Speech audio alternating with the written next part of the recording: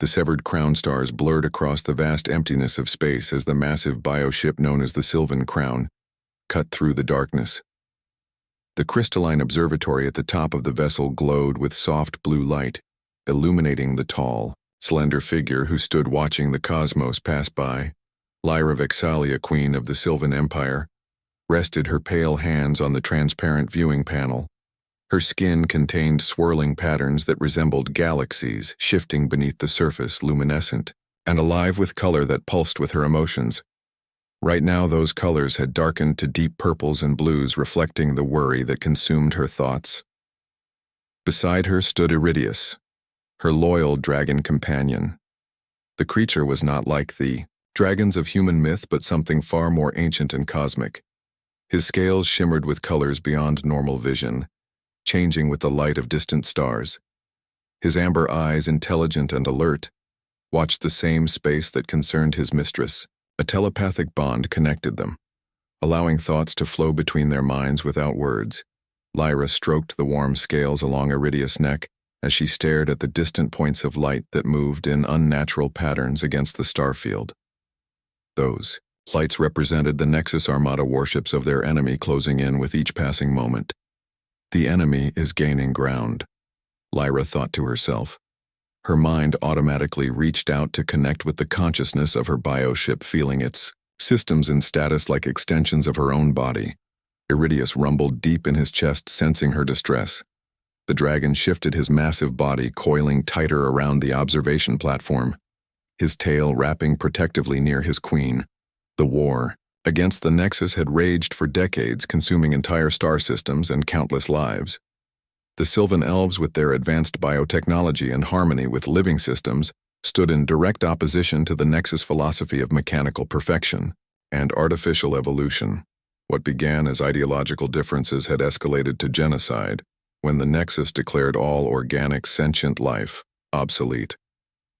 Lyra remembered the early days of conflict when borders were disputed and diplomatic solutions still seemed possible. Now her people fled across the stars as their homeworlds fell one by one to the relentless Nexus forces. Never before had the enemy come so close to capturing the royal bioship itself. The doors to the observatory slid open, with a soft whisper revealing a younger Sylvan elf. His features resembled Lyra's, with the same luminescent skin and elegant pointed ears, though his light was brighter, more vibrant with youth. At 60 years old, Prince Theron was barely an adolescent by their species standards. His face still carried the softness of childhood despite the war that had defined his entire life. Mother, the prince called, his voice carrying the musical, multi-layered tones unique to their kind. He moved quickly across the observatory floor, his ceremonial robes flowing behind him like liquid silver. The humans have opened emergency communications channels. They say they offer sanctuary for our people. Lyra turned her gaze from the stars to her son. The humans, she thought with mild surprise, they had encountered the species before primitive, by Sylvan standards, with rudimentary space travel and simple technologies. Yet something about them had always intrigued her. They possessed remarkable adaptability and unpredictability qualities the calculating Nexus found difficult to counter. Can we trust them, Lyra wondered. Her glowing eyes narrowed in thought. The Nexus had placed enormous bounties on Sylvan royalty. Especially her and Theron humans were known for their resource scarcity and opportunism. Would they resist such temptation? What terms do they offer? She asked her son. Theron opened his mouth to answer, but never got the chance. The entire bioship lurched violently, throwing both royals against the observatory wall. Iridius screeched a warning, his wings unfurling in protective instinct. Glowing symbols appeared in the air around them, emergency glyphs materializing from the ships. Biotech interface breach in Sector 7. The ship's consciousness projected directly into their minds, its normally melodic thoughts now sharp with alarm. Royal chambers compromised, Nexus boarding parties detected.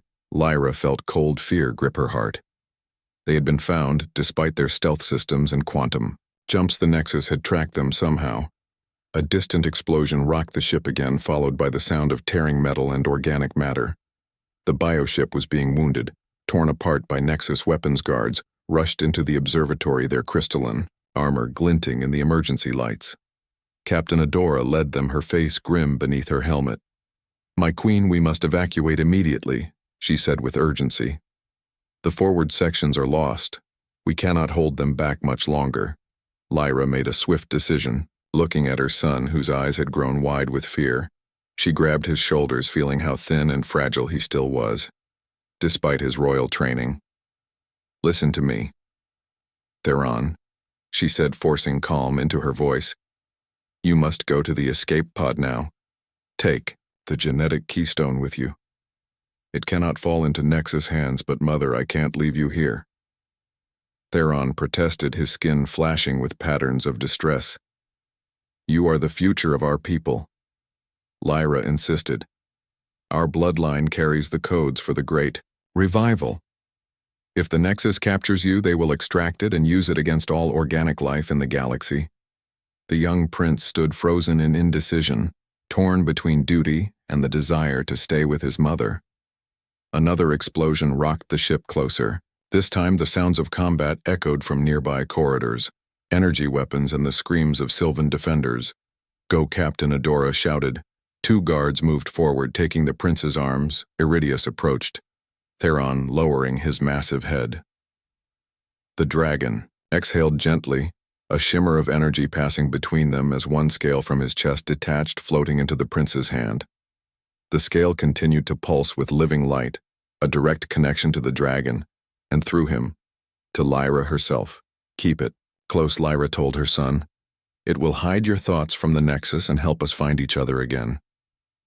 The guards began pulling Theron toward the exit. The prince resisted for a moment, then accepted his fate with reluctant nobility. His training, finally, overcoming his fear. "Mother, I will find you again," he called as the doors began to close. "I promise."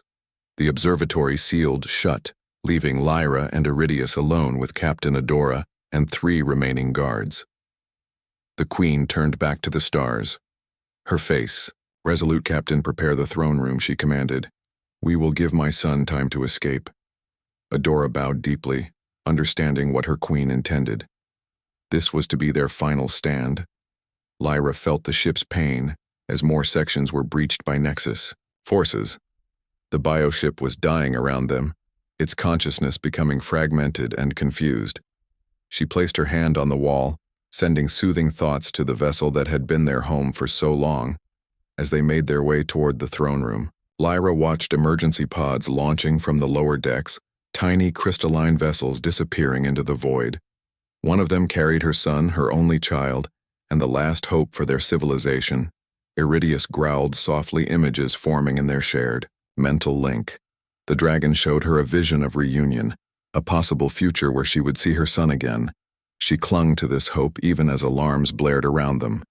In the distance, a small fleet of ships appeared on the edge of the system. Their design was unfamiliar, neither Sylvan nor Nexus.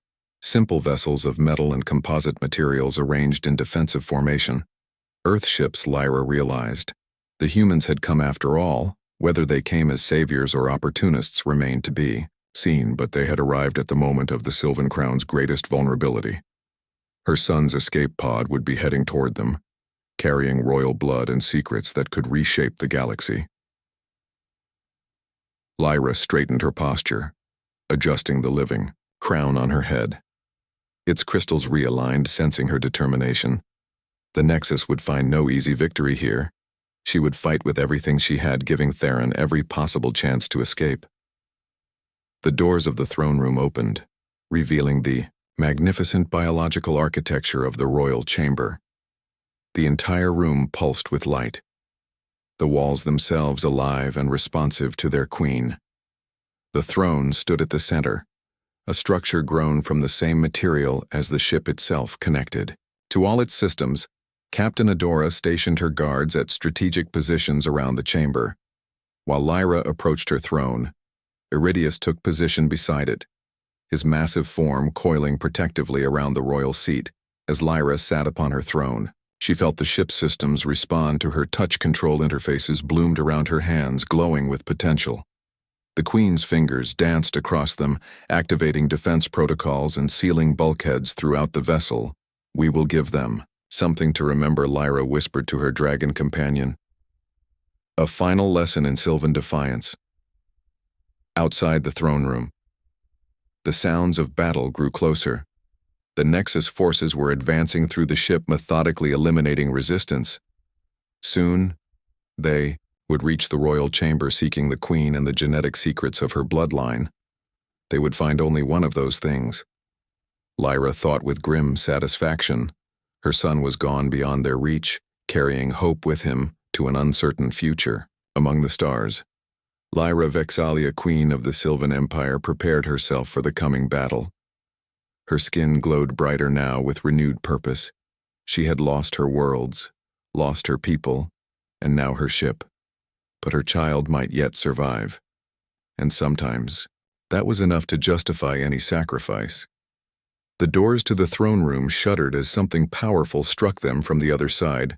The final battle was about to begin. The crash-landing frost crunched under heavy military boots as Lieutenant Olivia Reeves led her patrol through the Alaskan wilderness. The early morning sun barely penetrated the thick pine forest, casting long shadows across the snow-covered ground. Her breath formed clouds in the frigid air as she checked the scanner in her gloved hand. Something entered our atmosphere at 0400 hours. Captain Nolan had told her squad during briefing. Trajectory puts it somewhere in your patrol zone. Probably just another satellite, but check it out. Olivia adjusted her United Earth Defense Force uniform, pulling the thermal collar higher against the cold. Behind her, 4 soldiers moved in practiced formation, weapons ready, but not raised. Standard. Procedure for unidentified objects. Private Laurel Mason approached from the left flank. Lieutenant, the scanner's picking up unusual energy signatures half a kilometer northeast. She reported, her voice hushed against the stillness of the forest. Never seen readings like these before. Olivia nodded, consulting her own device. The signature was unlike anything in their database. Not nuclear, not electromagnetic, something else entirely. Something Alien Command had briefed all UEDF personnel about: the distant galactic war raging among the stars. Earth remained a backwater planet largely ignored by the advanced civilizations, too primitive to be a threat, too insignificant to be an ally. Most people went about their lives unaware that species fought and died among the stars they gazed up at each night. Move out, Olivia ordered her team. Her hand rested on her pulse rifle as they altered course toward the strange readings. The forest grew denser, forcing them to move single file through narrow gaps between ancient trees. The energy signature grew stronger with each step, leading them to the edge of a small frozen lake, nestled between snow-covered hills. What they found there changed everything. Steam rose from a jagged hole in the ice where something had broken through the frozen surface. Floating partially submerged was a craft unlike anything Olivia had ever seen. It resembled a massive seed pod, or perhaps a teardrop, crystalline in structure with an iridescent surface that shifted colors as they watched. Parts of it seemed to pulse with internal light, as if the vessel itself were somehow alive. Secure the perimeter, Olivia commanded her team, snapping them out of their stunned silence. She activated her comm unit central command. This is Lieutenant Reeves, Patrol 7. We have located an unidentified craft of non-terrestrial origin at these coordinates, requesting immediate science team and containment protocols. The comm unit crackled with static, the mountains interfering. With their signal, Olivia tried again. Central Command, do you copy? Without warning, the crystalline vessel emitted a high-pitched sound. The surface of the craft began to fracture, lines spreading across it like a breaking mirror. The team raised their weapons instinctively as Olivia shouted, "Get back." The pod split open with a sound like breaking glass, releasing a cloud of glowing mist that smelled of ozone and something unidentifiable, something not of Earth. The team held position, fingers hovering near triggers as the mist slowly dissipated. A small figure stumbled from the opening, collapsing onto the ice near the shore. It appeared humanoid, but unmistakably alien. Tall and slender, with limbs slightly longer than human proportion. The figure had skin that seemed to contain swirling galaxies beneath its surface. Patterns of light moved across it like nebulae, shifting with each labored breath. The being wore what looked like a single-piece garment, made of material that resembled liquid. silver now torn and stained with a substance that glowed faintly blue. But it was the face that truly marked the being as alien, though similar in structure to a human face with two eyes, a nose and mouth. The proportions were different. The eyes larger, with vertical pupils that reflected light like a cat's. The ears swept upward to delicate points. The features were almost ethereally beautiful, but clearly not human. It was a child. Despite the alien appearance, the being was clearly young. Its face carried the softness of youth, its body not yet fully developed. Its movements as it tried to stand were uncoordinated, frightened. "Keep your weapons ready," Olivia ordered her team as she cautiously approached the fallen figure. The alien child looked up as she drew near, fear evident in its luminous eyes. The being clutched something tightly in one hand, a small object that shimmered with impossible colors. Olivia recognized it as some kind of scale, perhaps reptilian but unlike any reptile on Earth. "Please," the alien spoke, its voice resonating with multiple harmonics like several voices speaking in unison, yet perfectly intelligible. "They are hunting me. My mother, the queen, she is still fighting them." Olivia froze in shock. The creature spoke perfect English. How was that possible? Was it mimicking? Was it telepathic? Or had it somehow learned their language? The alien child attempted to stand again but collapsed back onto the ice. Its skin flickered with pulses of light that seemed to be weakening. The being's eyes began to close, exhaustion or injury taking its toll. Private Mason stepped forward. "Lieutenant, we need to report this. Get a containment team out here. This is first contact protocol." Olivia stared at the fallen child. Its blood, or whatever the glowing blue substance was, seeped onto the ice. The being's chest rose and fell with labored breaths. She thought of the war they had been briefed about, the conflict raging across the stars. This wasn't just first contact. This was a refugee, a child caught in a war it didn't start. "They won't get here in time," Olivia said, making a decision that would alter humanity's course forever. She removed her heavy military jacket and knelt beside the alien child, wrapping the coat around its trembling form. The being was surprisingly light as she lifted it into her arms. "Lieutenant, what are you doing?" Mason asked, her voice uncertain. "This isn't protocol." The alien child's eyes fluttered open, fixing on Olivia's face with surprising strength. It gripped her arm, its skin cool against hers. "They want the keystone," the child whispered. "The Nexus. They will come for me. They will destroy everything." Olivia nodded with calm reassurance, looking into those alien eyes and seeing past the differences. To the fear they held, a fear that looked the same in any species. "You're safe now," she told the prince, "I promise." The team established a temporary camp in a nearby cave, moving the alien child away from the exposed crash site. Olivia remained by the being's side as Private Mason attempted to establish a secure communication channel with Central Command. Private Chen kept watch at the entrance while Corporal West unpacked medical supplies. The alien prince had fallen into what appeared to be sleep or perhaps a healing trance. His breathing had steadied, but the luminescent patterns beneath his skin still pulsed weakly. The scale he had clutched so desperately remained in his hand, even in unconsciousness. Olivia studied their unexpected visitor, trying to make sense of everything that had happened. The alien's garments, though damaged, were clearly of royal design. The manner of speech, the reference to a queen, all suggested that this was no ordinary refugee. "It's just a kid," she said, softly to herself. "Whatever species, whatever side of whatever war it's fighting, it's still just a kid." Mason approached, kneeling beside them. Still no response from command. She reported, "The storm's interfering with communications. We'll need to wait until it passes or move to higher ground." The alien stirred at the sound of voices, eyes opening to reveal those vertical pupils now adjusting to the dim light of the cave water. The prince requested, his multi-layered voice weaker than before. Olivia helped him drink from her canteen, watching as the liquid seemed to be absorbed directly through the skin of his throat. The being's eyes studied her with equal curiosity. "You are human," the prince stated. "You are from Earth, yes?" Olivia confirmed. "How do you know our language?" The prince attempted to sit up, wincing with the effort. My people have observed your world for centuries. We learn languages quickly. It is a natural ability.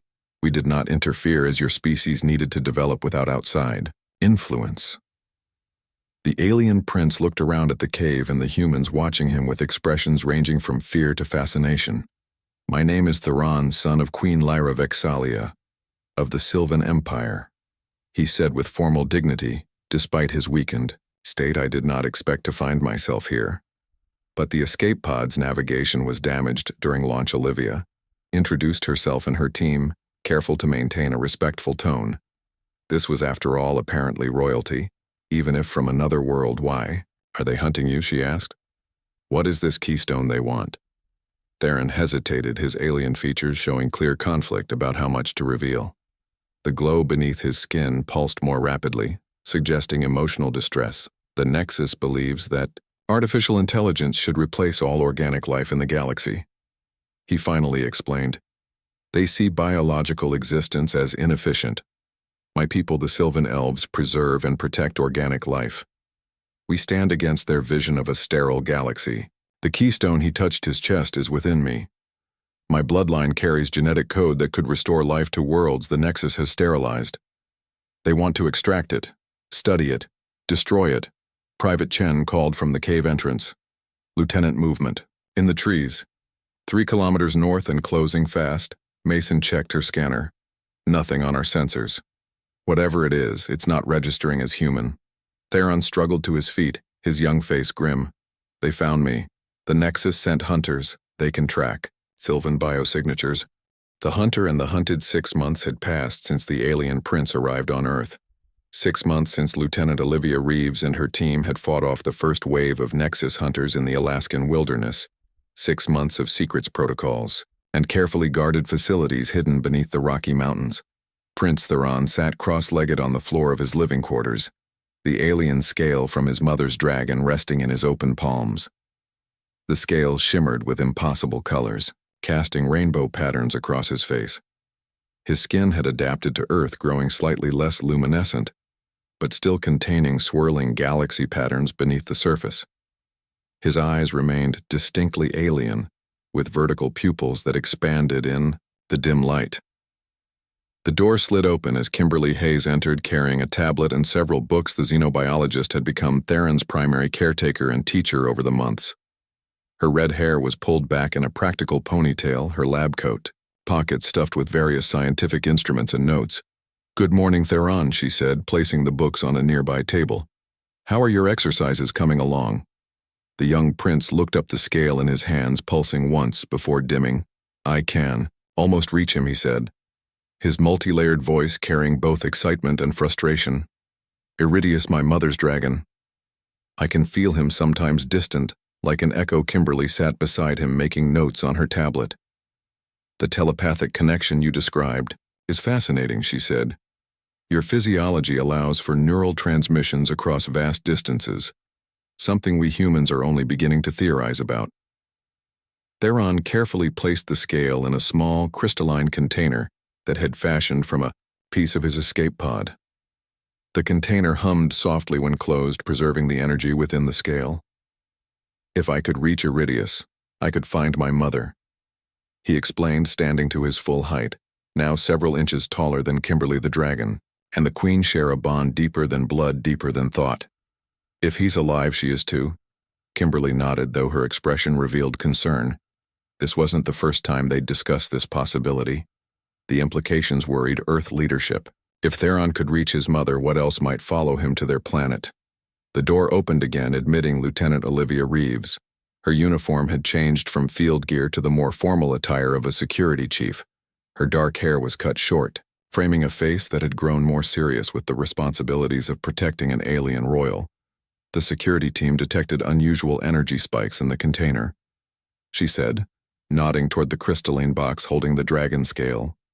Are you attempting contact again? Theron straightened his posture, adopting the royal bearing that seemed almost instinctual to him. Despite his youth, I must find my mother, he said simply. The Sylvan Empire needs its queen. The war continues, whether Earth acknowledges it or not. Olivia and Kimberly exchanged glances. They had grown protective of the alien prince, seeing in him both the future of interspecies relations and simply a child far from home. The lieutenant had been permanently assigned as Theron security, detail following their escape from Alaska. Her quick thinking and willingness to protect him had earned her this position of enormous responsibility. It might also lead them straight to you, Olivia cautioned. You know, the Nexus has technology that can track energy signatures like the ones your telepathic connections create. Theron walked to the window of his quarters. The view showed a beautiful mountain landscape, but he knew it was merely a projection.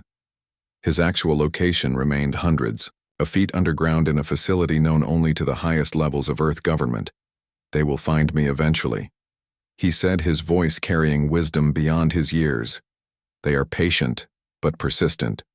The Nexus has hunted my people across dozens of star systems. They won't stop because one planet claims neutrality. Kimberly approached, placing a gentle hand on his shoulder. We have made progress understanding your biology, she reminded him. The energy-dampening field around this facility masks your biosignature, and Earth Defense Forces have improved their technology using what we've learned from your escape. Pod A soft chime interrupted them. The communication system activated, showing the stern face of General Abigail Fletcher, the military overseer of what had been codenamed Project Starchild Hayes Reeves. The general acknowledged with a curt nod. We have a situation. Satellite defense grid detected an object decelerating from FTL at the edge of our solar system. Its signature matches known Nexus technology. I need you to prepare the prince for immediate relocation. Theron's alien eyes widened. They found me, he whispered. General Fletcher continued, her voice measured but urgent.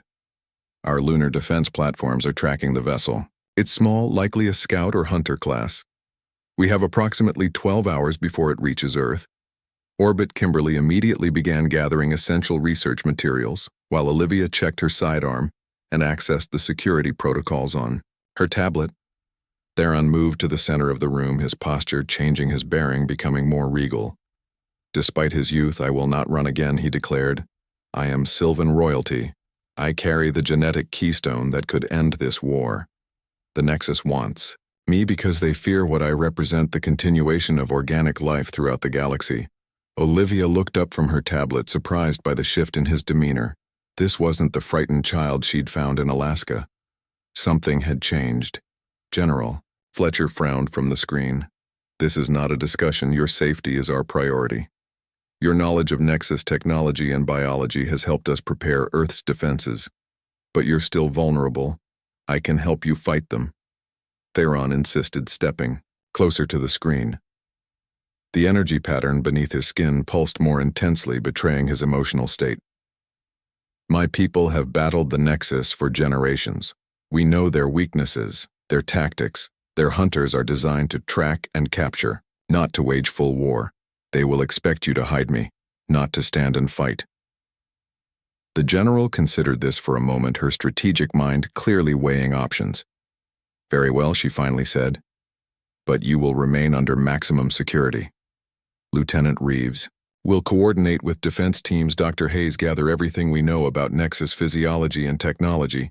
We have 12 hours to prepare. The screen went dark, leaving the three of them in momentary silence.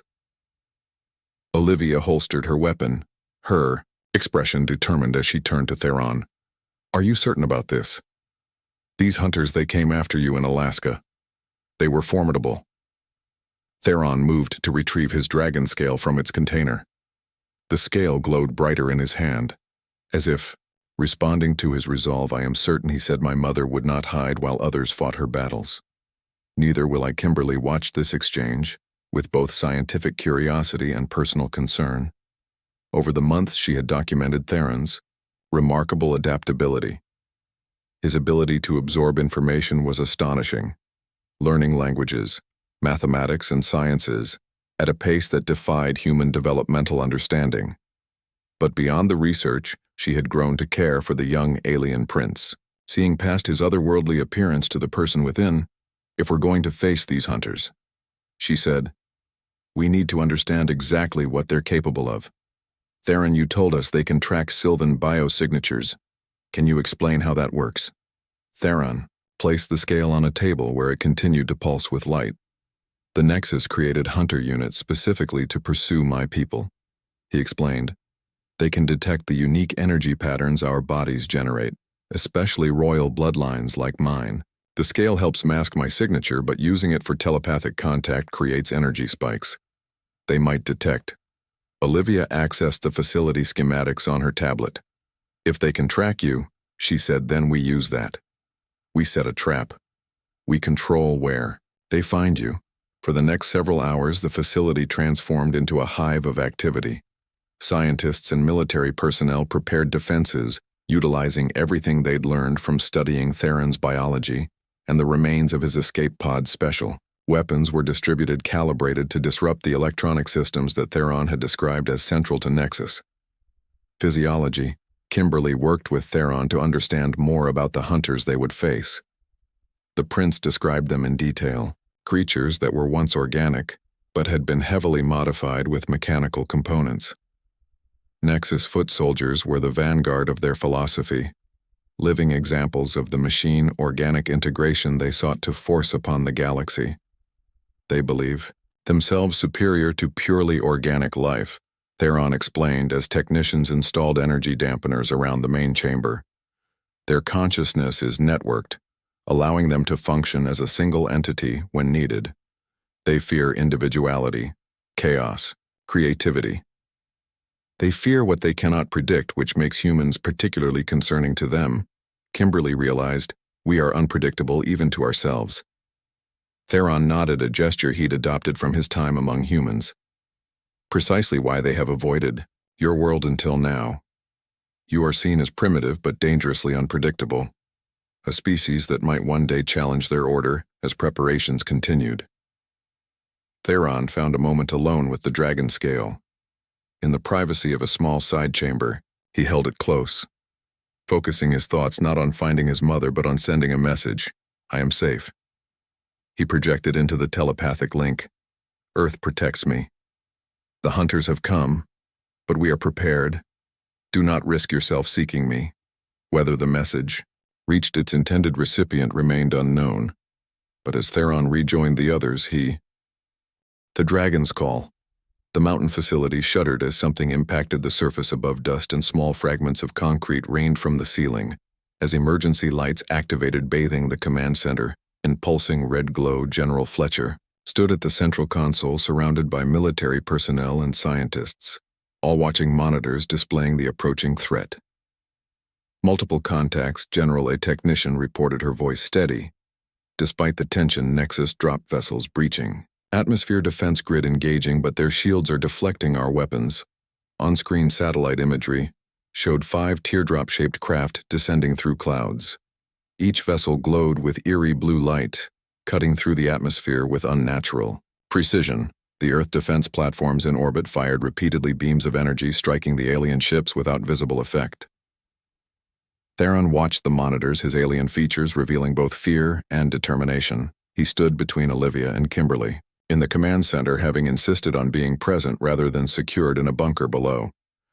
The young prince wore a simple Earth-style uniform modified to accommodate his slightly different physiology, but around his neck hung the dragon scale, contained in a crystalline pendant. They are hunter-class vessels, he explained, pointing to specific features on the ships. Each carries approximately 20 Nexus commandos. They expected to find me alone, defenseless. Their tactics will be unprepared for organized resistance. Olivia checked her weapon, a prototype energy rifle developed using technology from Theron's escape pod. The security teams are in position. She reported to General Fletcher. Dampening fields are active. They won't be able to scan below the first level. Fletcher nodded grimly, her gray hair illuminated by the emergency lights. Very well, she said. Execute Operation Dragnet.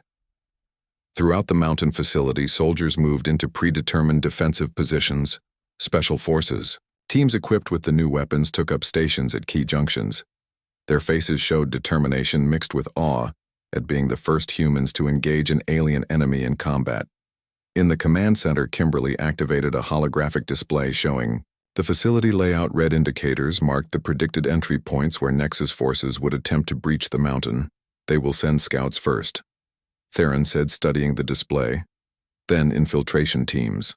Their primary objective will be capture, not destruction. They want me alive. Olivia placed a hand on his shoulder. They won't get that chance, she assured him. A massive explosion rocked the facility, causing several monitors to flicker. The lights dimmed momentarily before backup systems engaged. Breach. In Sector 3, a voice reported over comms enemy forces entering through the North Access Tunnel. General Fletcher accessed the tactical display. Seal all connecting corridors, she ordered. Initiate containment protocol. She looked at Olivia. Lieutenant. Reeves moved the prince to the fallback position. Olivia nodded, guiding Theron toward a reinforced door at the rear of the command center. Kimberly followed, gathering essential research materials and the specialized equipment they had prepared. Trio moved swiftly through corridors designed to confuse and trap intruders. Blast doors sealed behind them as they descended deeper into the mountain facility. Distant sounds of combat echoed through the structure, energy weapons discharging and the metallic scraping of Nexus commandos moving through ventilation systems. They reached a large circular chamber at the heart of the mountain, designed as both a last defensive position and a potential trap. The room contained multiple weapon emplacements and energy-dampening fields. The walls were reinforced with experimental materials designed to resist even Nexus cutting tools. Olivia positioned her security team around the perimeter, while Kimberly activated the defensive systems. The scientists' hands moved swiftly across control panels, bringing the room to full readiness. Theron stood in the center of the chamber, the dragon-scale pendant glowing brighter against his chest.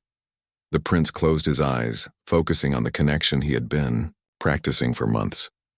Through the scale, he could sense distant echoes, faint impressions of his mother and her dragon companion, Iridius. Yet the vastness of space made the connection tenuous, like trying to hear a whisper across an ocean. The first Nexus commandos breached the outer defenses more quickly than expected. Their forms appeared on security monitors, tall humanoid figures with sleek metallic exoskeletons covering what had once been organic bodies. Their movements were unnaturally fluid and coordinated. Each carried weapons that seemed to be extensions of their arms rather than separate tools. They communicate through a hive mind, Theron explained, watching the monitors. They share sensory input and tactical assessments instantaneously. Kimberly studied the aliens with both scientific curiosity and dread. The integration of biological and mechanical components is remarkable, she observed. Unlike anything in our medical technology, the Nexus commander appeared on one screen, distinguishable by elaborate markings on its exoskeleton. Its face was partially organic, with eyes that glowed the same blue as their ships, but much of its skull had been replaced with mechanical components. Its voice, when it spoke, was a disturbing blend of organic and synthetic tones. The sound carried through the facility communication systems despite attempts to block it. "We know you harbor the Sylvan Prince," the commander stated. "We detect his biosignature, despite your primitive shielding. Surrender him and we will depart your world without further conflict." General Fletcher responded from the command center, her voice steady. "This is General Abigail Fletcher of the United Earth Defense Force. The being you seek is under our protection. We do not respond to threats." The Nexus commander tilted its partially mechanical head in what might have been amusement. "Your species is insignificant, primitive, barely space-capable. You cannot comprehend the conflict you now enter. The prince carries genetic material, vital to our ascension. Surrender him or we will extract him from your facility, regardless of cost." Throughout the exchange, Theron remained focused on the dragon scale, his concentration intensifying. The scale began to pulse with stronger light patterns of energy rippling across its surface. Olivia noticed the change. "Lieutenant," she called to her second in command. "Prepare for immediate contact. They know where we are." The security team took defensive positions around the chamber, weapons ready. Kimberly completed the activation sequence for the energy-dampening field, creating a shimmering barrier across all entrances. Above them, the Nexus forces moved with precision, breaching security checkpoints and overwhelming Earth defenders despite their new weapons. The aliens' technological superiority was evident as they methodically penetrated deeper into the facility. In the command center, General Fletcher ordered a tactical withdrawal, evacuating non-essential personnel while maintaining a fighting retreat. Their strategy was not to defeat the Nexus, but to delay them, buying time for something even they didn't fully understand. Theron gasped, suddenly the scale in his pendant flaring with brilliant light. The young prince opened his eyes, which now glowed with the same intensity as the scale. "He hears me," Theron whispered, his voice resonating with multiple harmonics. "Iridius hears my call." Kimberly moved to his side, monitoring equipment, registering massive energy spikes emanating from the prince. "The readings are off the scale," she reported. "The telepathic link is stabilizing." The Nexus forces reacted immediately to the energy surge. Their movements became more urgent, more aggressive. They abandoned stealth for direct assault, overwhelming multiple defensive positions with brutal efficiency. Theron's body began to levitate slightly above the floor. The gravitational anomaly, another side effect of the intensifying connection. The scale lifted from his chest, hovering before him, pulsing, in rhythm with patterns beneath his skin. Olivia maintained her position beside him despite the strange phenomena. "Is this part of the plan?" she asked, uncertainty creeping into her voice. Theron smiled, an expression of joy mixed with triumph. "He is coming," he said, "and he is not alone." The facility shook again, but this time not from Nexus weapons. The tremor came from above, from the sky itself. Security monitors switched to external cameras, showing a truly impossible sight. The atmosphere above the mountain rippled and tore, as though reality itself was being punctured. A massive opening appeared in the sky, stars visible in what should have been daylight, a hole in space. Through this impossible opening emerged a ship of organic design, its crystalline structure immediately recognizable as Sylvan technology. The bioship was massive, dwarfing the Nexus vessels, which now turned to face this new threat. Behind the Sylvan ship came others, vessels of unfamiliar design, neither Nexus nor Sylvan, but something else entirely, a third faction entering the conflict. But most incredible of all was what flew before these ships, a creature of impossible proportions, with wings that seemed to span the horizon, scales that shimmered with cosmic energy, and eyes that burned with intelligence and fury. Iridius, the dragon companion of Queen Lyra, had arrived. The dragon roared a sound that penetrated mountain earth and stone, reaching Theron in his underground chamber. The prince responded, his body now fully illuminated with energy, the genetic keystone within him resonating with the dragon's call. The Nexus forces faltered for the first time, their coordinated movements becoming erratic. Communications between their units degraded as the dragon's presence somehow interfered. A new alliance. The mountains of Colorado gleamed in the morning sun, their peaks dusted with early snow. 3 days had passed since the battle at the secret facility. 3 days of cautious diplomacy and remarkable revelations. The world governments had managed to contain news of the event, but satellite footage of strange lights in the sky had already sparked speculation across the internet. Inside the hastily prepared conference center, built into the side of Mount Elbert, the largest meeting room had been transformed. The circular chamber featured a massive round table with representatives from every major Earth nation. Around them stood guards from various military forces, all watching the proceedings with a mixture of awe and uncertainty. One side of the table, Queen Lyra Vexalia sat in quiet dignity. Her luminescent skin contained swirling galaxies beneath the surface, pulsing softly with each breath. The Sylvan monarch wore formal attire rather than battle armor, her living crown shifting slightly as though responding to her thoughts. Prince Theron sat beside his mother, his posture mirroring hers, though his eyes frequently darted to the humans he had come to know.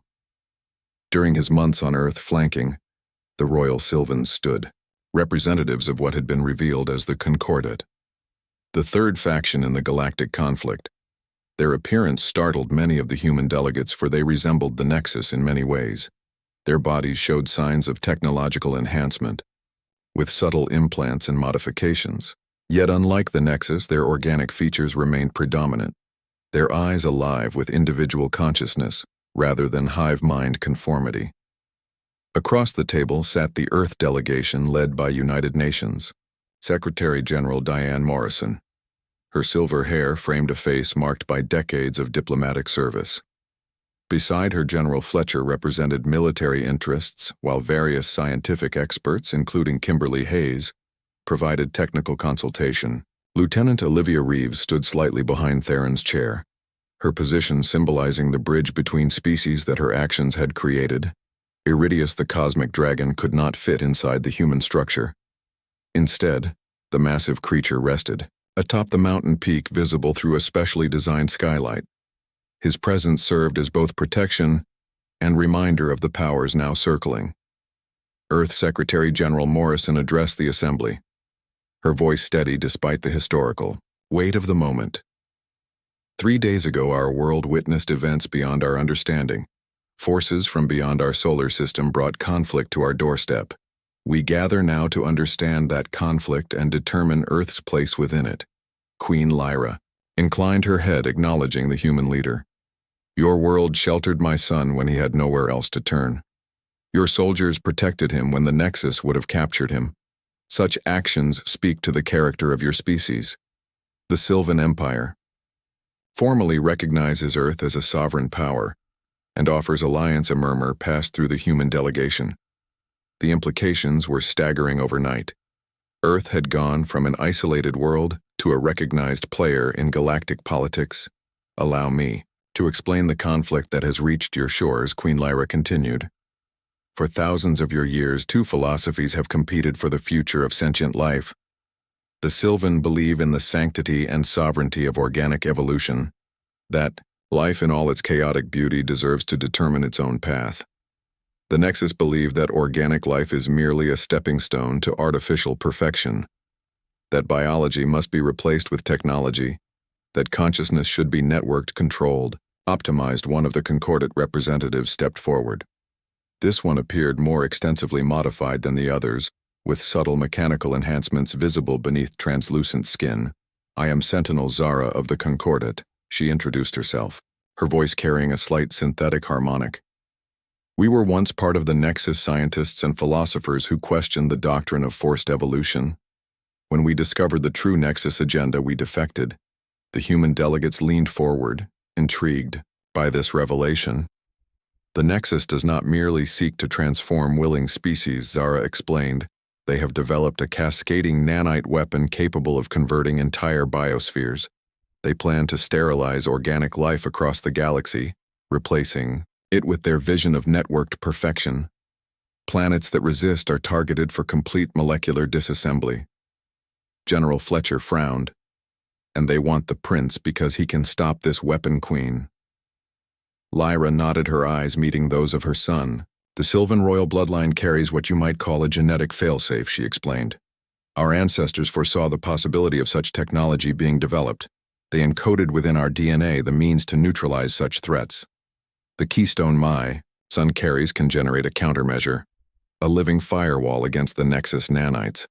That is why they hunt him so relentlessly. Zara added, if extracted and studied, the keystone could be neutralized, their grand plan preserved. Kimberly Hayes spoke, up for the first time. How did you find Earth? How did Prince Theron end up here specifically? The Queen turned to the xenobiologist. Your world exists in what galactic maps call a stellar backwater, a region largely ignored by major powers. Your technology registers as primitive by galactic standards, making you invisible to most scans. The escape pod was programmed to seek such a world, knowing the Nexus would not expect it, and yet they found him eventually. General Fletcher noted, the Concordat have spies within Nexus Command, Zara explained. We learned of their discovery and alerted the Queen. The combined fleet arrived just in time. Theron looked at his mother, a question in his eyes. How did you survive the attack on our ship for the first time? Emotion broke through the Queen's regal composure.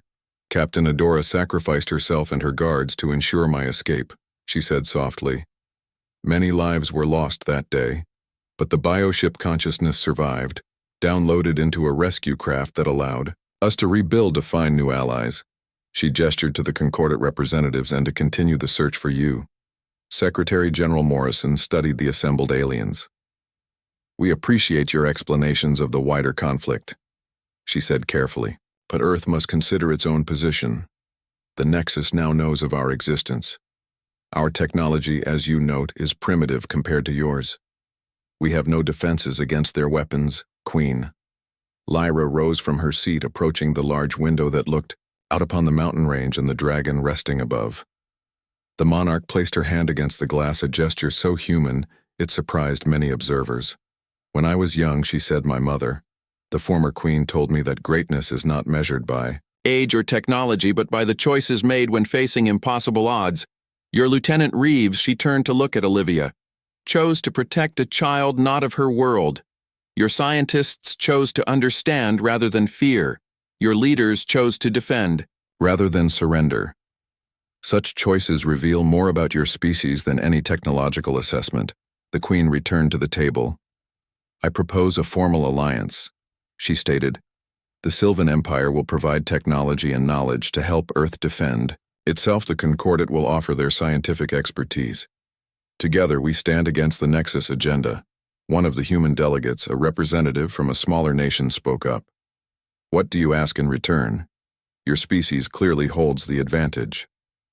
Theron answered before his mother could, his time among humans evident in his directional response. We ask for sanctuary, a place to rebuild our strength. The Sylvan homeworlds have fallen to the Nexus. Our people scatter across the stars.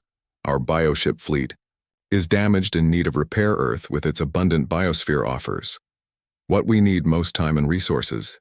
Sentinel Zara added, the Concordat seeks laboratory space to continue our work on countering Nexus technology. We bring considerable knowledge that would benefit humanity: medical advances, energy systems, communication technology, all freely shared in exchange for partnership. The human delegation whispered among themselves, the offer almost too good to believe. After centuries of wondering if they were alone in the universe, humanity now faced not only confirmation of alien life, but offers of advanced knowledge. Kimberly stepped forward, addressing the aliens directly. What guarantee do we have that this alliance won't simply make Earth a target for Nexus forces, a battleground in someone else's war queen? Lyra smiled, appreciating the directness. You became part of this war the moment you sheltered my son. The Nexus does not forgive, and they do not forget. Earth is already known to them, already marked for eventual processing. The only question is whether you face them alone or with allies. Outside, Iridius shifted his massive form, casting a shadow across the conference center. The dragon seemed restless, perhaps sensing the weight of decisions being made within. Lieutenant Reeves, who had remained silent through most of the meeting, finally spoke. Permission to address the assembly, sir, she requested. General Fletcher nodded, granting approval. Olivia stepped forward. 6 months ago, I found Prince Theron in the Alaskan wilderness. I made a decision that day based not on politics or strategy, but on a simple human principle. We protect those who need protection, especially children. I didn't know he was a prince, didn't understand the Galactic War. But I knew what was right. She looked around the room, meeting the eyes of both human and alien delegates. What we decide today will determine not just Earth's future, but what kind of species we choose to be. Secretary General Morrison considered these words, then rose from her seat. Earth has always